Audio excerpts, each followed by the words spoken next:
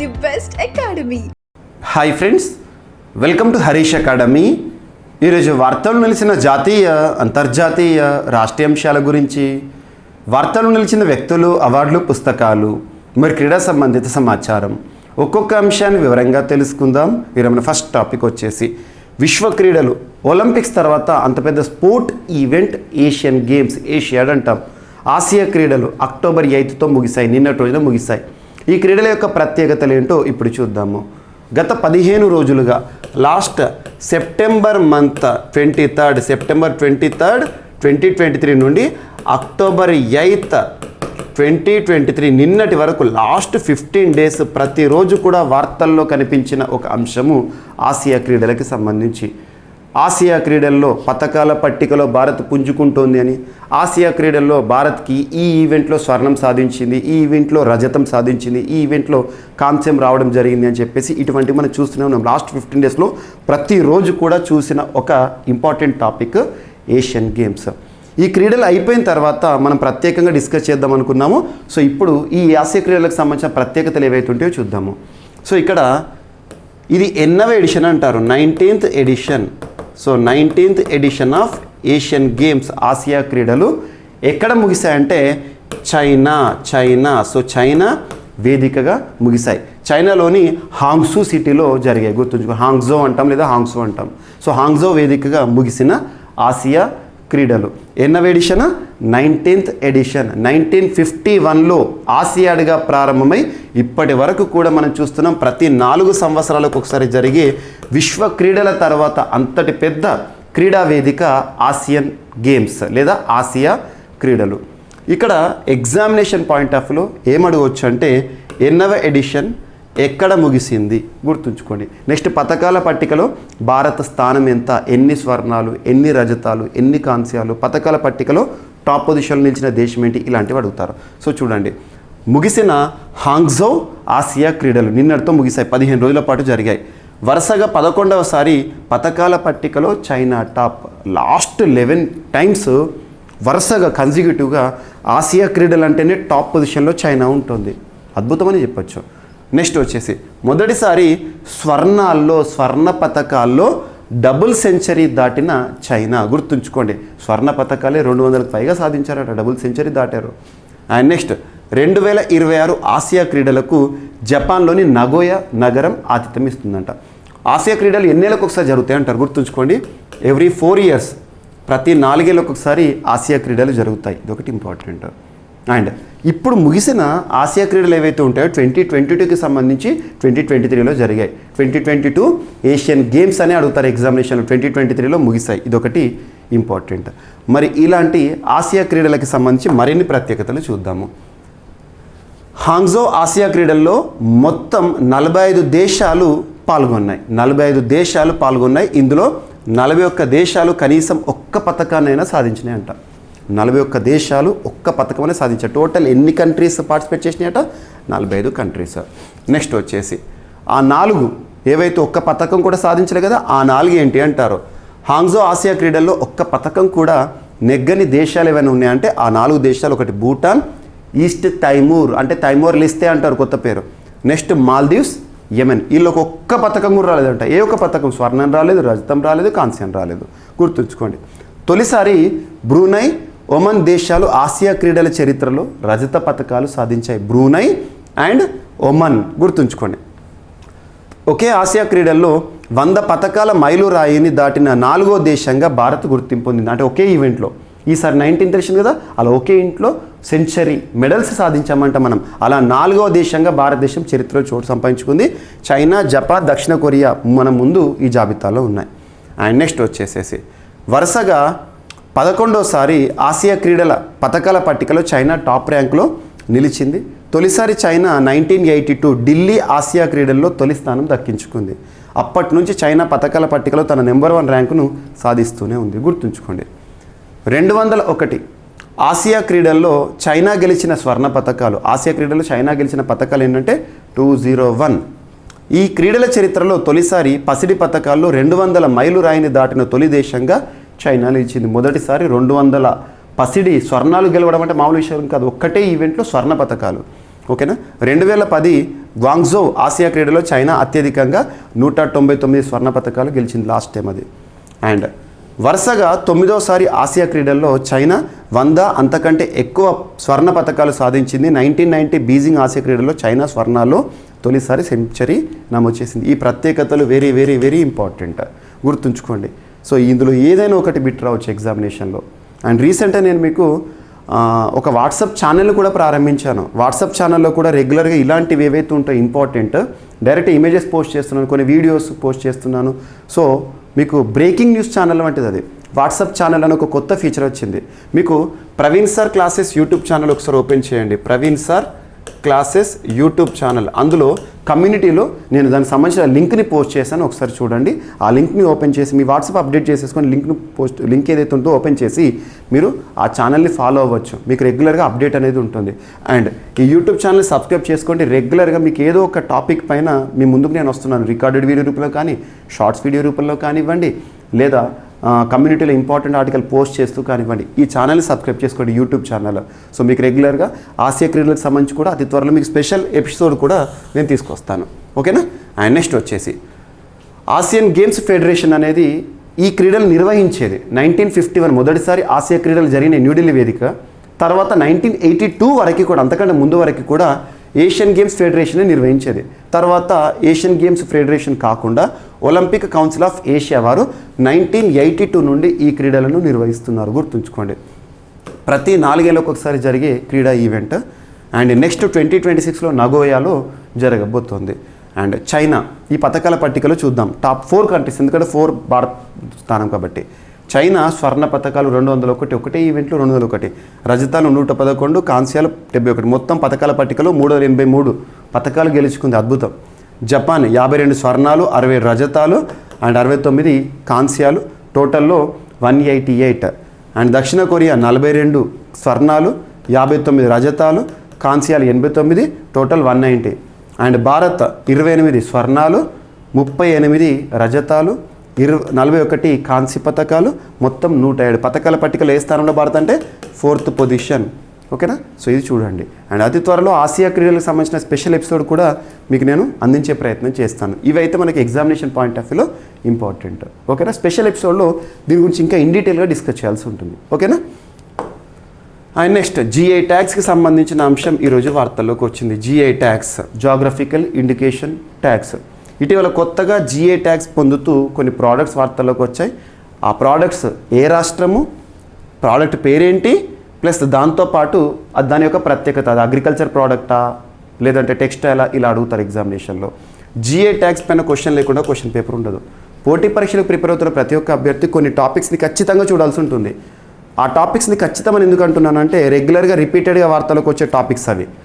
అలాంటి టాపిక్స్లో అబ్జర్వ్ చేస్తే వార్తలు నిలుస్తున్న సూచీల గురించి కానివ్వండి, అండ్ వార్తలు నిలుస్తున్న గణాంకాల గురించి, ఇండియాస్ గ్రోత్ ఎస్టిమేట్స్ లాంటి అంశాలు, వార్తలు నిలుస్తున్న ఐఐటీలు, వార్తలు నిలుస్తున్న ప్రాంతాలు, వివాదాస్పద ప్రాంతాలు, విపత్తు సంబంధిత అంశంతో వార్తలు ఇచ్చిన ప్రాంతాలు, యునెస్కో సంబంధిత అంశాలు, జిఐ ట్యాగ్స్, అండ్ దీంతోపాటు ఇటీవల కాలంలో వార్తలు ఇచ్చిన సూచీలు, విన్యాసాలు, and at the same time ఇటీవల కాలంలో వార్తలు ఇచ్చిన సూపర్లేటివ్ టాపిక్స్, వీటిపైన ప్రత్యేక శ్రద్ధ చూపండి. ఖచ్చితంగా వీటి గురించి క్వశ్చన్ లేకుండా క్వశ్చన్ పేపర్ ఉండదు. అది ఏ పోటీ పరీక్షనే కానివ్వండి, ఏ స్థాయి పోటీ పరీక్షనే కానివ్వండి. అలాంటిది జిఐ ట్యాగ్స్. జిఐ ట్యాగ్స్ సంబంధించి కూడా మీకు స్పెషల్ ఎపిసోడ్ నేను ప్రవీణ్ సార్ క్లాసెస్ యూట్యూబ్ ఛానల్లో తీసుకొచ్చాను. లాస్ట్ ఒక 15 days బ్యాకే వార్తలు నిలిచిన జిఐ ట్యాగ్స్ అని చెప్పేసి రానున్న ఏపీ తెలంగాణ ఎగ్జామినేషన్ అది ఇంపార్టెంట్. ఒకసారి చూడండి ఆ ప్రోడక్ట్స్. అండ్ ఇప్పుడు మనకు కరెంట్ అఫైర్స్లో భాగంగా కొత్త ప్రోడక్ట్స్ ఆల్మోస్ట్ ఒక 8 ప్రోడక్ట్స్ ఉన్నాయి. అవేంటో ఇక్కడ చూద్దాము. సో ఇటీవల యాక్చువల్లీ జిఐ ట్యాగ్స్ సంబంధించి ఒక చట్టం ఉంటుంది. GI of goods registration and protection act 1999, ఇది చట్టం. ఈ చట్టం ఆధారంగా ఏదైనా ఒక ప్రాంతానికి సంబంధించి ఒక ప్రత్యేకతగా ఉండే వస్తువును కానీ, లేదా ఒక వస్తువు ఒక ప్రాంతం ఆధారంగా ప్రత్యేకం, ఒక ప్రాంతానికి వస్తువు ఆధారంగా ప్రత్యేకం వస్తే దాని ఒక ప్రత్యేక ట్యాగ్ ఇస్తారు. భౌగోళిక గుర్తింపు సూచి ఇవ్వడం జరుగుతుంది. ఆ ప్రోడక్ట్ నేమ్ చెప్పగానే ఆ ప్రాంతం పేరు కూడా మనకు వినిపిస్తుంది. అలాంటి ప్రత్యేకతలు మరి ఎవరు ఇస్తారు జిఐ ట్యాగ్ అంటే జాగ్రఫికల్ ఇండికేషన్స్ రిజిస్ట్రీ అనే సంస్థ చెన్నై కేంద్రంగా పనిచేస్తుంది. గుర్తుంచుకోండి. ఆ వస్తువు ఏదైనా కావచ్చు, అగ్రికల్చర్ ప్రోడక్టే కావచ్చు, టెక్స్టైల్ ప్రోడక్టే కానివ్వండి, లేదా వంటే కావచ్చు, ఏదైనా కావచ్చు. ఓకేనా? నెక్స్ట్ ఈ జిఐ ట్యాగ్స్కి సంబంధించి భారతదేశంలో ఈ ప్రోడక్ట్స్ ఇప్పుడు ఏవైతే వార్తలకు వచ్చినాయో దాదాపు 5 రాష్ట్రాలు 5 ప్రాంతాల్లోని ప్రోడక్ట్స్. అరుణాచల్ ప్రదేశ్ రాష్ట్రంలోని అరుణాచల్ ప్రదేశ్ యాక్ చుప్రీ, ఇది మిల్క్ ప్రోడక్ట్. యాక్ చుప్రీ, అరుణాచల్ ప్రదేశ్ యాక్ చుప్రీ, ఇది food stuff milk product. Next Arunachal Pradesh కాతాయ్, కామ్టీ rice అంటారు, రైస్ బియ్యం వెరైటీ, ఇది అగ్రికల్చర్ ప్రోడక్ట్. నెక్స్ట్ తమిళనాడు రాష్ట్రానికి సంబంధించి ఇంకొకటి, అరుణాచల్ ప్రదేశ్ సంబంధించి టంగ్సా టెక్స్టైల్ ప్రోడక్ట్, వస్త్రం textile product, 3 products Arunachal Pradesh. తమిళనాడులోని ఉదంగుడి, సో ఉదంగుడి పనంగాపట్టి అంటారు, అది food stuff. Next Jammu and Kashmir కేంద్రపాలిత ప్రాంతంలోని బసోహ్లీ పాష్మినా వులెన్ ప్రోడక్ట్, ఇది textile product. Next Udhampur Kaladi, ఇది ఫుడ్ స్టఫ్, తినేది ఆహార పదార్థము. ఒడిషా రాష్ట్రానికి సంబంధించి కేంద్రపార రసబలి, ఇది ఫుడ్ స్టఫ్, తినేది. అండ్ గోవాకు సంబంధించి గోవా క్యాష్యూ, గోవాకు సంబంధించిన బాదం ఫేమస్ కదా, అది agriculture product, cashew product. So ఇవి గుర్తుంచుకోండి. సో వీటిపైన ఎగ్జామినేషన్ అడగవచ్చు. పేరిస్తారు, ఏ రాష్ట్రం గుర్తుంచుకోవాలి, ప్రత్యేకత చూడాలి, సరిపోతుంది. సో అలా భారతదేశంలో మొట్టమొదటిసారి మనకి డార్జిలింగ్ టీకి జిఐ ట్యాగ్ రావడం జరిగింది, గుర్తుంచుకోండి. నెక్స్ట్ వచ్చేసేసి ఇటీవల ఆర్బీఐ మానిటరీ పాలసీ మీటింగ్ జరిగింది. RBI regulatory body in India, భారతదేశంలో బ్యాంకింగ్ వ్యవస్థ మొత్తాన్ని నియంత్రిస్తుంది, నిర్వహిస్తుంది. అలాంటి ఆర్బీఐ రెగ్యులర్గా మానిటరీ పాలసీకి సంబంధించి ప్రత్యేక నిర్ణయాలు వెలువరిస్తారు. అంటే ఎట్లా అంటే ఆర్థిక వ్యవస్థకి సంబంధించి ఎలాంటి అవకాశాలు ఉన్నాయి, ద్రవ్యోల్బణ పరిస్థితులు ఎలా ఉన్నాయి, ద్రవ్యోల్బణ పరిస్థితుల్లో వేటిని తగ్గించాలి, వేటిని పెంచాలి, ఇవన్నీ కూడా మీరు ఎకానమీలో భాగంగా నేర్చుకొని ఉంటారు, అనాలిసిస్. సో ఇక్కడ ఆర్బీఐ రీసెంట్గా ప్రకటించిన రేట్స్ ఏవైతే ఉంటే వాటి గురించి చూద్దాము. సో పాలసీ రెపో రేట్ ఎంత అంటే 6.50. రెపో రేట్ అంటే మీకు ఐడియా ఉంటుంది, ఒక బ్యాంకు ఆర్బీఐ వద్ద తీసుకున్న అసలు ఏదైతే ఉంటుందో, రుణం ఏదైతే ఉంటుందో దానికి చెల్లించే వడ్డీ అన్నట్టు, ఇది బ్యాంకులు ఆర్బీఐకి చెల్లించే వడ్డీ అన్నట్టు సింపుల్గా. And standing deposit facility rate 6.25, marginal standing facility rate 6.75, bank rate 6.75, fixed reverse repo rate అంటే ఏంది, ఆర్బీఐ బ్యాంకుల వద్ద రుణాన్ని తీసుకొని బ్యాంకులకు చెల్లించే వడ్డీని రివర్స్ రెపో రేట్ అంటాం, 3.35. క్యాష్ రిజర్వ్ రేషియో, బ్యాంకులు తమ వద్ద ఉంచుకోవాల్సిన నగదు మొత్తం, అదెంత 4.5%. స్టాచ్యుటరీ లిక్విడ్, ఇవి ఎస్ఎల్ఆర్ అంటేనేమో చట్టబద్ధ నిల్వల నిష్పత్తి అంటాం. ఒక బ్యాంకు తమ వద్ద ఖచ్చితంగా ఆర్బీఐ సూచించిన మొత్తంలో ఉంచుకోవాలి, అది ఎస్ఎల్ఆర్. బ్యాంకు ఆర్బీఐ వద్ద డిపాజిట్ చేసే అమౌంట్ ఏదైతే క్యాష్ రిజర్వ్ రేషియో అంటాం, గుర్తుంచుకోండి. సో ఇది 4.5%, 18%. ఇవన్నీ కూడా ఒక్కొక్క పాయింట్ చూడండి, మీకు ఎకానమీలో ఇవన్నిటి గురించి అర్థం చేసుకోవాలి. ఇన్ఫ్లేషన్, ద్రవ్యోల్బణ పరిస్థితుల్లో దేన్ని పెంచుతారు, దేన్ని తగ్గిస్తారు, ఇటువంటి క్వశ్చన్స్ అడుగుతారు అనలిటికల్గా. సో ఇవన్నీ కూడా కాన్సెప్ట్స్ ఇంపార్టెంట్. మీకు రెగ్యులర్గా నేను ఈ కాన్సెప్ట్ చెప్తూనే ఉన్నాను, CA 360లో కూడా చాలాసార్లు చెప్పాను, ఒకసారి కాన్సెప్ట్ చూడండి. అండ్ నెక్స్ట్ వచ్చేసి ఇటీవల ఉత్తరప్రదేశ్ రాష్ట్ర ప్రభుత్వం, యోగి ఆదిత్యనాథ్ గారు, ఉత్తరప్రదేశ్ రాష్ట్ర ముఖ్యమంత్రి, అక్వాటిక్ డాల్ఫిన్, గ్యాంజెటిక్ డాల్ఫిన్ ఏదైతే ఉంటుందో దాన్ని రాష్ట్ర అక్వాటిక్ ఎనిమల్గా ప్రకటించారు. అక్వాటిక్ అంటే ఏంటి, అక్వా వాటర్, నీటిలో నివసించే ఒక జీవిని రాష్ట్ర నీటి జీవిగా గుర్తించారు ఉత్తరప్రదేశ్ రాష్ట్ర ప్రభుత్వం. మరి అటువంటిది ఏదైనా ఒక జీవి వార్తలోకి వచ్చిందంటే దాని యొక్క సైంటిఫిక్ నేమ్ ఇంపార్టెంట్, ప్లాటనిస్టా గ్యాంజెటికా, గుర్తుంచుకోండి. ప్లాటనిస్టా గ్యాంజెటికా గంగా నది, ప్లాటనిస్టా గ్యాంజెటికా అంటే ఏంటి అంటే వాస్తవానికి ప్లాటనిస్టా గ్యాంజెటికా అనేది భారతదేశంలో జాతీయ అక్వాటిక్ ఎనిమల్. భారత ప్రభుత్వం కూడా దీన్ని జాతీయంగా గుర్తించింది, గుర్తుంచుకోండి. ఓకేనా. డాల్ఫిన్ డే మనకి October 5th ఎవ్రీ ఇయర్. ఓకేనా. Ganges river dolphin is the national aquatic animal of India, అంటే నీటిలో నివసించే జీవి. Gangetic river dolphin is found only in fresh water, మంచినీటిలో మాత్రమే కనిపిస్తుంది డాల్ఫిన్. As the name goes, Ganges dolphin are endemic to river Ganga నదిలో మాత్రమే ఉంటాయి. ఇంకొకటి ఉంటుంది ప్లాటనిస్టా గ్యాంజెటికా మైనర్ అని ఒకటి ఉంటుంది. మైనర్ అంటే చిన్నది కాదు, అది సింధు జలాల్లో ఉంటుంది అన్నట్టు. సో అది మన జాతీయ జీవి కాదు. ఓకేనా. They are apex of the aquatic food chain. Gangetic లేదా Ganges river dolphin along Indus river dolphin is the subspecies of South Asian river dolphin. సరిపోతుంది, ఇది ఒకటి important. It is the official animal of the Assam's capital Guwahati. So ఇవేవైతే ఉంటాయో వాటి గురించి చూడండి. ప్లాటనిస్టా గ్యాంజెటికా అని ఇటీవల, ప్లాటనిస్టా గ్యాంజెటికా అంటే ఏంటిది, డాల్ఫిన్ యొక్క సైంటిఫిక్ నేమ్. దీన్ని ఉత్తరప్రదేశ్ రాష్ట్ర ప్రభుత్వం వాళ్ళ రాష్ట్రానికి సంబంధించి అధికారిక జలచర జీవిగా గుర్తిస్తూ తీసుకున్న నిర్ణయం. And next Asia Pacific institute of broadcasting డెవలప్మెంట్కి Asia Pacific institute of broadcasting development సంస్థకి కన్జిక్యూటివ్గా థర్డ్ టర్మ్ ఇండియా ప్రెసిడెన్సీని సాధించింది, ప్రెసిడెంట్గా ఎన్నికైంది మూడవసారి వరుసగా 2018 నుండి 21 వరకు, 2021 నుండి 23 వరకు, 2023 నుండి భారత్ కన్జిక్యూటివ్గా ఈ సంస్థకి అధ్యక్ష బాధ్యతల్లో ఉంది.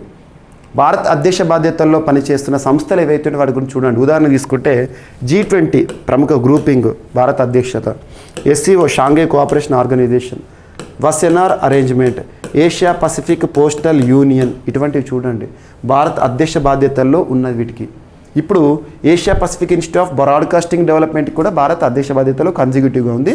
So India third consecutive term. మరి ఈ సంస్థ యొక్క హెడ్ క్వార్టర్ ఎక్కడ అంటే Kuala Lumpur, Malaysia, Kuala Lumpur. And establish ఈ సంస్థ ఎప్పుడు స్థాపితమైంది అంటే 1977లో. 26 పూర్తి సభ్యత్వ హోదాతో దేశాలు ఇందులో ఉంటాయి, గుర్తుంచుకోండి. ఏఐబిడికి భారత్ అధ్యక్ష బాధ్యతలు వరుసగా మూడవసారి. అండ్ నెక్స్ట్ ఇటీవల కొన్ని డౌన్ టు ఎర్త్ లాంటి ప్రముఖ సంస్థలు కానివ్వండి, కొన్ని నివేదికలు ఏం చెప్తున్నాయి అంటే ఇన్వేజివ్ స్పీసీస్. ఇన్వేజివ్ స్పీసీస్ అంటే ఏంటంటే, ఇన్వేజివ్ అంటే అర్థం ఏంటంటే నాట్ ఎండమిక్, మన ప్రాంతానికి చెందినవి అంటే వేరే ప్రాంతానికి చెందినవి. ఇన్వేజివ్ స్పీసీస్ అనేవి ఏదైనా ఒక ప్రాంతానికి వచ్చినాయి అంటే ఖచ్చితంగా అక్కడ బయోడైవర్సిటీ పైన ఇంపాక్ట్ పడుతుంది. సో ఇక్కడ చూడండి, invasive plant species threaten 66% of India's natural systems. భారతదేశం యొక్క సహజ బయోడైవర్సిటీ పైన దాదాపు 66% ఇంపాక్ట్ పడుతుందట. దీనివల్ల ఇన్వేజివ్ ప్లాంట్ స్పీసీస్ మన ప్రాంతానికి చెందని, నాట్ ఎండమిక్, నాట్ అవర్స్, అటువంటివి ఏవైతే ఉంటాయో వాటి కారణంగా ఇంత ఇంపాక్ట్ అవుతుందట. అందులో వెస్టర్న్ ఘాట్స్ పశ్చిమ కనుమలు, south eastern Ghats and central Indian highlands among widely densely invaded regions అంట. ఈ ఇన్వేషన్ వల్ల ఇన్వేషన్ అంటాం చరిత్రలో చూడండి, ఆరియన్స్ ఇన్వేషన్ అని. సో ఇట్లా అంటే వేరే ప్రాంతం వచ్చేసేసి మన ప్రాంతంలోని న్యాచురాలిటీని దెబ్బతీస్తాయి అన్నట్టువి. సో దాని ద్వారా ఇంత లాస్ అవుతుందట. అది ఎకనామికల్గా కనుక వాల్యూగా కన్వర్ట్ చేస్తే $182.6 బిలియన్ మన ఇండియా ఆర్థిక వ్యవస్థ పైన ఇంపాక్ట్ పడుతుందంట ఇన్వేజివ్ స్పీసీస్ కారణంగా. ఇవి చూడండి, ఓకేనా. అండ్ నెక్స్ట్ వచ్చేసేసి రాణి దుర్గావతి గారు ఈరోజు వార్తల్లోకి వచ్చారు. రాణి దుర్గావతి. సో రాణి దుర్గావతి జబల్పూర్కి సంబంధించిన ఒక పర్సన్, గోండ్వానా క్వీన్ అంటారు తనను. So queen of Gondwana Rani Durgavati 500 years birth anniversary.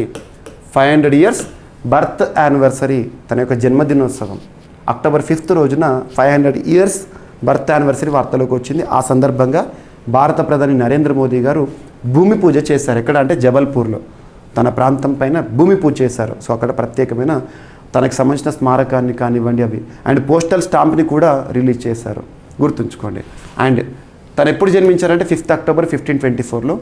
ఎప్పుడు మరణించారంటే 24th June 1564లో తను మరణించడం జరిగింది. క్వీన్ ఆఫ్ గోండ్వానా అంటారు. ఏ సమయంలో తను రాణిగా ఉన్నారంటే 1550 నుండి 1564 మధ్యకాలంలో. సో రాణి దుర్గావతి ఇటీవల వార్తలకు వచ్చారు. ఏ ప్రాంతం అంటే ముఖ్యంగా గోండ్వానా ప్రాంతం అండ్ ఈ జబల్పూర్ ఈ ఏరియా మొత్తం కూడా తనకు సంబంధించి ప్రత్యేకమైన చరిత్రకు ఆనవాలుగా నిలిచిన ప్రాంతాలు. And Asian development bank, Asia అభివృద్ధి బ్యాంక్ హెడ్ క్వార్టర్ ఇక్కడ మాండలియాంగ్, ఫిలిప్పీన్స్, మనీలా అంటాం. సో వారు ఇటీవల అస్సాంలో ప్రత్యేకంగా ఫ్లడ్ వరదల నివారణకు, వరదలకు సంబంధించి అడ్డుకట్ట వేయడానికి, రివర్ బ్యాంక్ ఎరోజన్ ఏదైతే ఉంటుందో తీర ప్రాంతాల సంరక్షణ కోసం, నిర్వహణ కోసం ప్రత్యేకంగా $200 million రిలీజ్ చేస్తూ వార్తల్లోకి వచ్చారు. $200 million ఎందుకోసం? అస్సాంలో విపత్తు నిర్వహణ కార్యక్రమాల కోసము. ఏషియన్ డెవలప్మెంట్ బ్యాంక్, గుర్తుంచుకోండి. And next national postal week లేదా వరల్డ్ పోస్టల్ డే అంటాం. ప్రపంచ పోస్టల్ దినోత్సవం ఏ రోజున అంటే ప్రతి సంవత్సరం కూడా October 9th అంటే ఈ రోజున మనం జరుపుకుంటాము. So world post day. ఈ సంవత్సరం ఇచ్చిన థీమ్ ఏంటి అంటారు? టుగెదర్ ఫర్ ట్రస్ట్, నమ్మకం అన్నట్టు మనందరిలో సంయుక్త నమ్మకం. Collaborating for safe and connected future. Themes ఎప్పుడైనా కూడా ఏ లాంగ్వేజ్లో ఉంటే ఆ లాంగ్వేజ్లో గుర్తుంచుకోండి. Together for trust, collaborating for safe and connected future అనేది ఈ సంవత్సరం థీమ్. మన భారతదేశంలో ఈ సందర్భంగా నేషనల్ పోస్టల్ వీక్ని కూడా ఈ రోజు నుండి ప్రారంభించడం జరిగింది. ఏదైనా ఇంపార్టెంట్ డేస్ కనబడితే థీమ్స్ గుర్తుంచుకోండి, వెరీ వెరీ ఇంపార్టెంట్. ఓకేనా? సో ఇవి ఫ్రెండ్స్ ఈరోజు వార్తలు నిలిచిన అంశాలు. ఒకసారి రాపిడ్గా చూస్తే 19th ఏషియన్ గేమ్స్ ప్రత్యేకతలను మనం చూసాము. అండ్ నెక్స్ట్ వచ్చేసేసి జిఏ ట్యాక్స్ పొందుతూ వార్తలకు వచ్చిన 8 ప్రోడక్ట్స్. అండ్ నెక్స్ట్ ఆర్బీఐకి సంబంధించిన recent monetary policy committee meeting. And platanista gangetica aquatic dolphin డాల్ఫిన్ని రాష్ట్ర జీవిగా గుర్తిస్తూ ఉత్తరప్రదేశ్ రాష్ట్రం తీసుకున్న నిర్ణయం. Asia Pacific institute of broadcasting డెవలప్మెంట్కి భారత్ మరొకసారి అధ్యక్ష బాధ్యతలు. అండ్ నెక్స్ట్ ఇన్వేజివ్ స్పీసీస్ వల్ల భారతదేశంలో 66% అనేది ఇంపాక్ట్ అవుతుంది. And next Rani Durgavati 500 years birth anniversary సందర్భంగా ప్రత్యేకతలు. ఏషియన్ డెవలప్మెంట్ బ్యాంక్ అస్సాం రాష్ట్రంలో విపత్తు నిర్వహణకి సంబంధించి ప్రత్యేకంగా $200 million. And next national postal week and world post day యొక్క ప్రత్యేకతని మనం చూడడం జరిగింది. ఇవి ఫ్రెండ్స్ ఈరోజు వార్తలు నిలిచిన అంశాలు. మిస్లేనియస్ అంశాలు మనం మిగిలిపోతే రేపటి క్లాస్లో జోడించి మరొకసారి నేర్చుకుందాం. రేపు కలుద్దాం. Thank you.